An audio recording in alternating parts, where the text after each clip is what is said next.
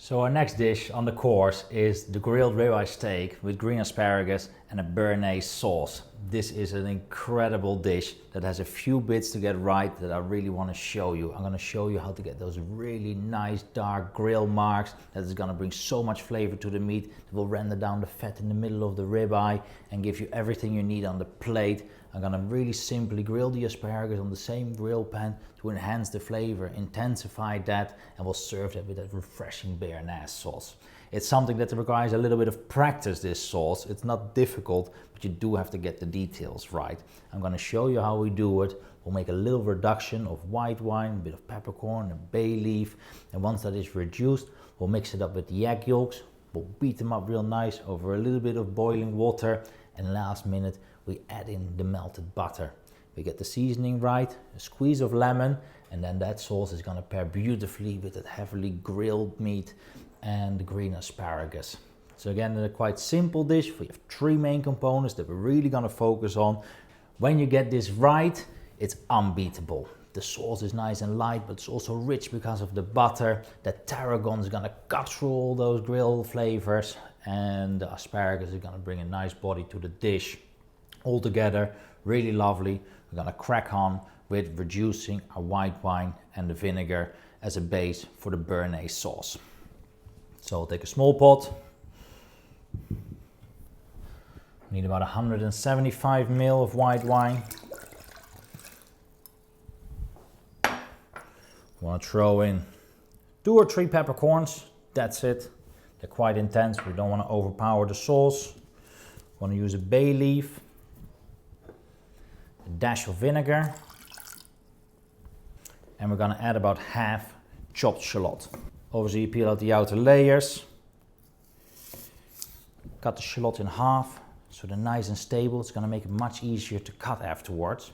And then I'm going to show you a little cutting technique. This is the way I like to cut an onion. A shallot is easy and it's going to save you a lot of time, but you do need to make sure that it's nice and stable. That's why we cut the shallot in half.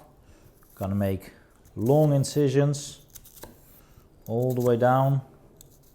You need a nice sharp knife, and then very simply with good motion cut through the shallot. Chop the end bits, and we're going to add that to the wine.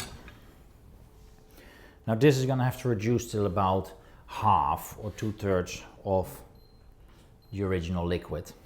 So we're going to put up the heat, going to bring it to a nice boil, going to keep a close eye because it will go quite fast.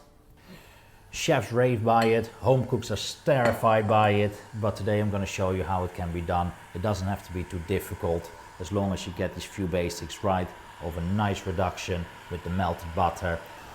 We are going to want to split the eggs. We're going to remove the egg yolks from the rest. We don't need it. And the way I prefer to do it is with my fingers. It is the easiest way to split the yolks.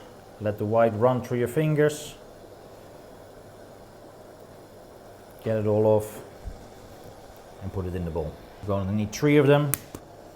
Just be careful when you have sharp edges from the eggshell, because they can cut open the yolk and it will split all over. One of the tricks is to crack them on an even surface so they don't splinter. Crack them on the edge as well, but you have a bigger chance of getting sharp edges and ending up with lots of egg yolk all over.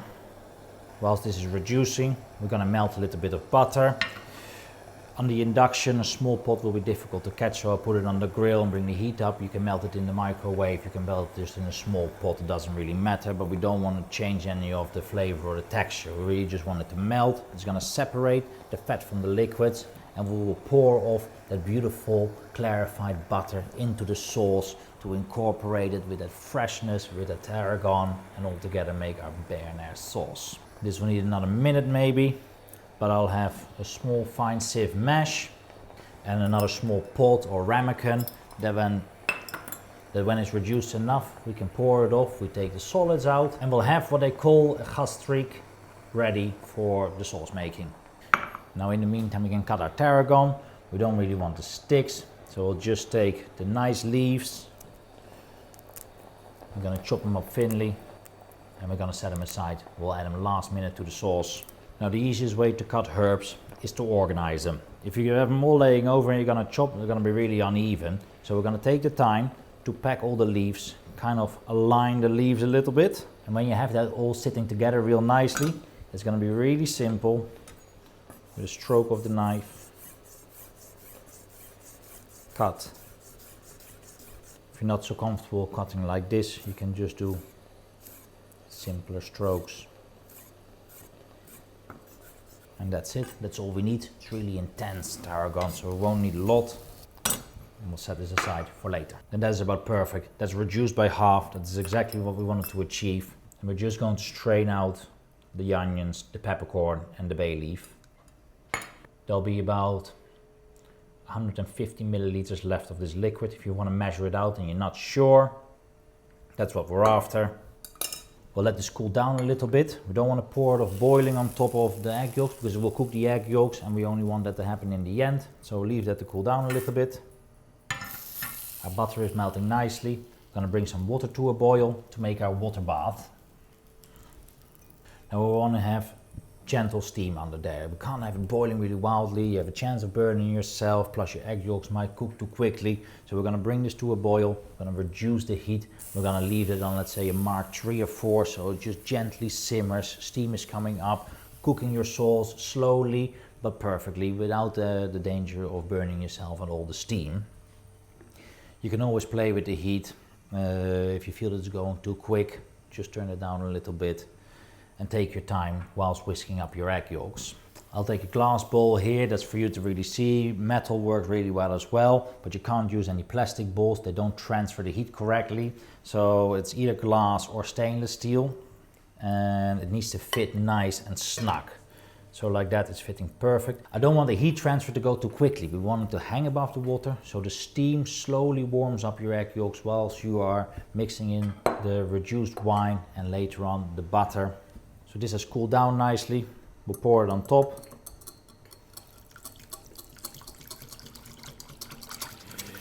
Mix it up.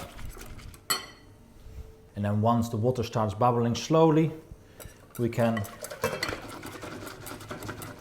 put our mixture on top. Now here comes a little bit of technique. Me as a chef, it looks really easy. It's probably a little bit more difficult to get that swing out, but the idea is to turn 8s. Little 8s, but it can be up and down as well. A little trick most chefs will kill me for, but you can do this with a hand blender as well. If you have a handheld blender with a whisk attachment, put that in and have that do the work for you. That works just as well. My water is boiling nicely. I'm gonna just turn down the heat a tiny bit. Don't want it to be cooking too quickly. Want it to go slowly and gentle. And you don't have to whisk to save your life. You can just do gentle swings. We have some time. This is gonna take about 2 minutes before it's all nicely cooked and heated up. So just go at it slowly. Our butter is nicely melted. We have to make sure that we do not make that butter too hot, because when we pour it over the eggs, it can cook the eggs too quickly and make the sauce split. So that is gonna have to be at a temperature of around 30 to 40 degrees. Once that's nicely melted, I'm just gonna put it on the side. So it doesn't heat up too much. Gentle strokes, making sure that we catch everything from the edges. Obviously all the heat is accumulating on the outside of the bowl, so we want to make sure that we mix that all in real nicely. You can already see that becoming nice and foamy, but we're going to have to bring this up to about 65 degrees centigrade to make sure that the egg yolks are completely cooked and the sauce won't split afterwards on the plate. This needs to be a beautiful homogeneous sauce where the butter is incorporated with the eggs and your reduction. As you can see here, we have a gentle boil. That's exactly what we're looking for. Now you're going to slowly start to see when the eggs are cooking and heating up, your sauce is going to get thicker. And we're going to have to be a little bit careful. By the time, we'll have to remove the glass bowl from the heat just before it's completely cooked, because that glass is warm and it's going to continue cooking the sauce. And it is important that we do not overcook our sauce. You'll see it's slowly starting to form ribbons. We're not there yet, but we'll let the heat do its work. We're going to start to see that it is coming loose from the edges. Nice all the way around the sides, making sure that the egg yolks don't overcook on the edges. And then I'll remove it from the heat. Let the heat from the bowl seep through and see where we're at. We might need to put it back a little bit. We might just be alright, but we have to give it the time. If we wait too long, it will overcook. You can already see that there's a nice consistency, that's nice and thick. And keep it moving until the glass bowl is cooled down. If we stop moving it now, it's going to cook all the way on the outside. We're going to have lumps in our sauce. Don't really want to have that. But this is perfectly cooked. This is the consistency that we're after. It remains with nice peaks. It flows, but it doesn't flow out completely. You can clearly see that this is like a mayonnaise consistency. Now this is a great point to add a little pinch of salt, and we're going to slowly add the butter. Now I want to make sure that this butter is not too hot, because if it is, it will split the sauce. And we're going to add tiny bits at a time and incorporate it into our Béarnaise sauce.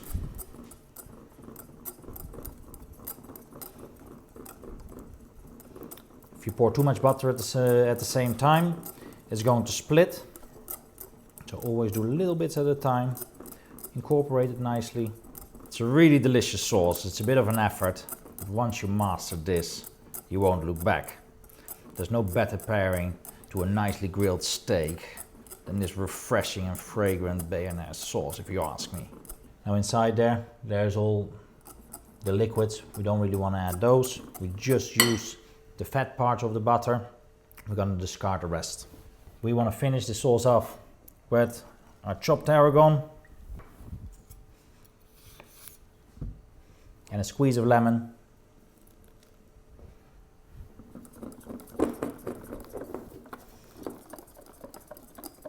And that is that. Ready for finishing.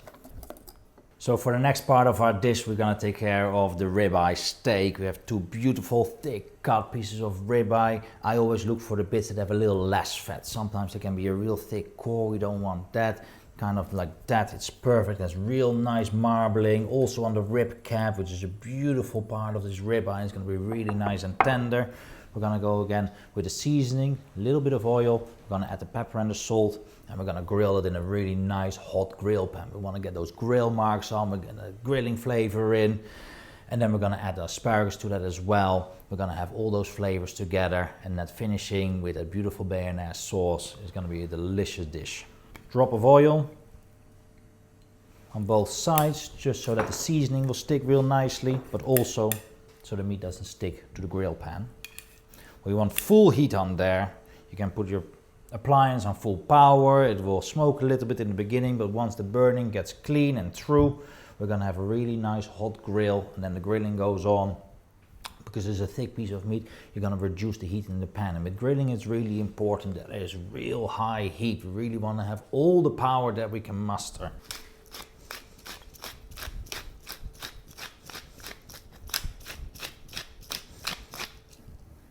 Nice seasoning, precise with the salt, making sure that we cover all the sections of the steak.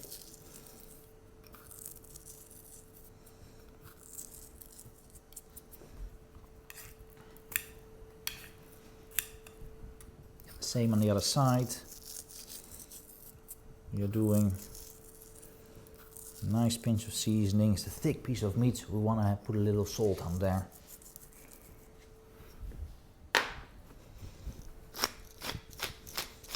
Good crunch pepper. Our grill pan is flaming hot. We're gonna add the steaks. We're gonna do one at a time. We wanna hear that sizzle, we wanna see the smoke, we wanna have this grilling. It's gonna fill up your kitchen with beautiful aromas, probably a bit too much smoke. If you have a smoke alarm, you might wanna turn it off. If you don't have one, you're lucky. So we'll leave our steak on the grill for a good 15 to 20 seconds. Then we're gonna give it a turn. As you can see, beautiful grill marks, packed with flavor, really gave a nice sear on the outside. And once they're grilled on both sides, we'll do squares. So you start here, do a 90-degree turn, get a really nice squares on there. We'll do both sides, and we finish cooking the steak in the oven. Again, we're gonna probe it with the meat thermometer, so we know exactly what kind of temperature we have on the inside. And all together, make sure that we get this cooking to perfection. We give it a test. Yes, yeah, about right there. Great grill mark, great grill flavor. It's going to be cooked almost halfway through. We'll just have to finish that in the oven on 180 degrees Celsius. Different steak preparations are paired with different sauces, and there's a thought process behind this. When you grill a steak, there's no residual fats in the pan that we can use to make the sauce. So in this case it is perfect to have a Béarnaise sauce because it's completely made separately. A grilled dish would not go well with a peppercorn sauce, for example, because we really need those roasting flavors in the pan to make the sauce. With grilling you can't achieve that, so I always look to pair with a sauce that can be made completely separately, and Béarnaise is fantastic for that. So I have our beautifully grilled ribeye steaks. We're gonna again insert the probe beautifully in the middle, making sure that we get that cooking right. Find the right angle and get it right there in the middle. You want to have the tip sitting at the thickest bit because that will take the most cooking. We'll have the alarm set on 50 degrees. We're going to put it in the oven and we're going to go for the beautiful 58 degrees core temperature. Then in the meantime, we're going to grill our asparagus. Put medium heat on the pan. Depending on the season and the size of your asparagus, you might want to peel them or you might not. These are really quite thick, so I think they can do with a peel. But when they get thinner throughout the season, I often just grill them with the skins on. They're really flavorful, they're full of vitamins, full of nutrients. But when the asparagus get really thick and fat like that, the skins tend to be a bit too thick to eat. Just want to do a peel all the way around, so they stay nice and round. They might need about 2 times round. The first round you won't be able to catch all the green bits, so I'll give it. They're gorgeous, nice and thick. They're gonna go just on the grill. We don't want to overcook them. I really like them with a little bit of bite, simple seasoning of a bit of olive oil, touch of salt, and they'll be a beautiful pair with our grilled ribeye steak and the Béarnaise sauce. Skins on the side, clean up your cutting board, and then the one thing we want to do is we want to trim them all to a nice even length. So when we're going to be plating them, it's going to look beautiful on the plate. They're often a bit bendy and wonky. Just try to line them up. And cut straight through.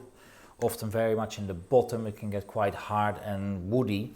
So we'd like to trim off those further stems. Have them all nice and the same length. I'm going to put them straight in the pan. Can you hear that nice sizzle?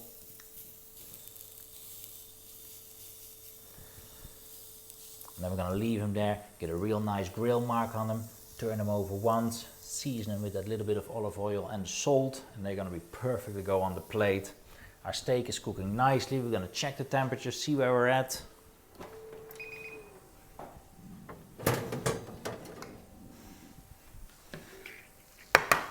We're at 47 degrees at the moment, means that we still need a little further. I'm going to just turn over the steaks. Now when we're cooking these steaks, we are talking about facts. We're not second guessing whether this steak is well cooked or not, whether it is hot inside or cold, whether it is well done or medium rare. We're going to go off on the core temperature because we've put that thermometer inside. We know exactly where we stand. We are 48 degrees at this precise moment. We need to get up to 58, so we're going to leave it to rest for about a minute. We'll flip the ribeyes over and just give them that final touch. When the thermometer hits 55 degrees, we'll take it from the oven, slowly let that heat increase to 58, and it's going to be cooked till perfection.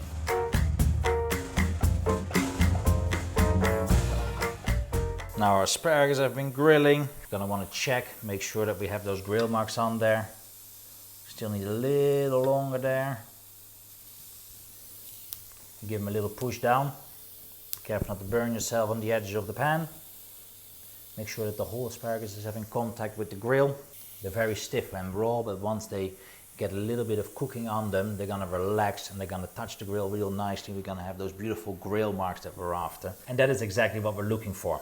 Beautiful grill marks, beautiful flavor. Now we'll leave them on the other side as well for about 1 to 2 minutes. They're gonna be beautifully cooked all the way to the inside. We're gonna have a nice bite to it as well. Once they're done, we'll drizzle them with the olive oil and that sprinkle of salt. and they'll be ready to go on the plate. Our steak will be finished, will be beautifully cooked, and we'll finish it off with a Béarnaise sauce. This dish is almost ready to go. I'm gonna get my plate and ready for the plating. And that is just about right.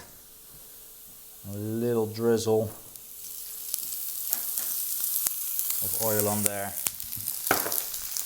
Listen how that cracks, how I can feel that is cooking to me. A beautiful sprinkle of coarse salt. And they're gonna be amazing on the plate. Do a really quick wipe down of the surface, making sure all the grease is gone. Then we're ready for plating. Gonna have a quick look at our steak. I think we're nearly there. We are at 56 degrees at this precise moment. Means that we only need another 2 degrees here. What we're gonna do, we're gonna remove this. We're gonna remove the steaks from the tray. We don't want any more heat to go through.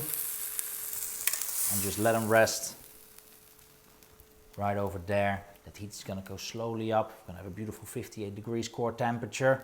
Give it 5 minutes to rest, and once we carve into it, it's gonna be perfectly pink. We're gonna serve that with our sauce, and we're gonna be ready to eat, which is so exciting. This is our Béarnaise sauce. We wanna give that a gentle stir before we mix it. It's gonna set a little bit because of all the air that we have whisked in there with the egg yolk. So we're gonna give it a nice stir, and you're gonna have a beautiful homogeneous sauce. This is so delicious and refreshing with the tarragon running through it. It's really, really beautiful. Always try to leave it in a nice warm place so it doesn't cool down too much. You can heat it up, but you have to be really, really careful not to overcook any of the inside or the outsides. This is still nice and warm. We'll have our asparagus ready, nicely grilled. Our meat is well rested. We're gonna start plating up. We're gonna carve the meat, add a pinch of seasoning before we put it to the plate. We're gonna plate the asparagus and finish off with the sauce. And there it is, a perfectly rested ribeye steak, nicely cooked. Great grill lines on the top. We're gonna carve on it from the back to the front.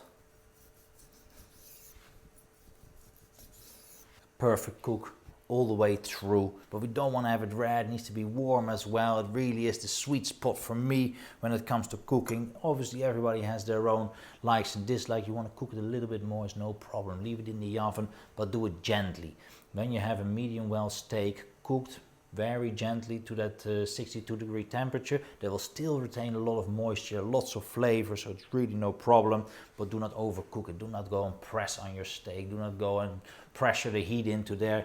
If you take it gently, you will have a beautifully cooked piece of meat. I'm gonna go the other direction today. Nice and lengthwise, because they're gonna fit nice together with the asparagus. 5 fat grilled asparagus on that plate. Finishes with a pinch of seasoning.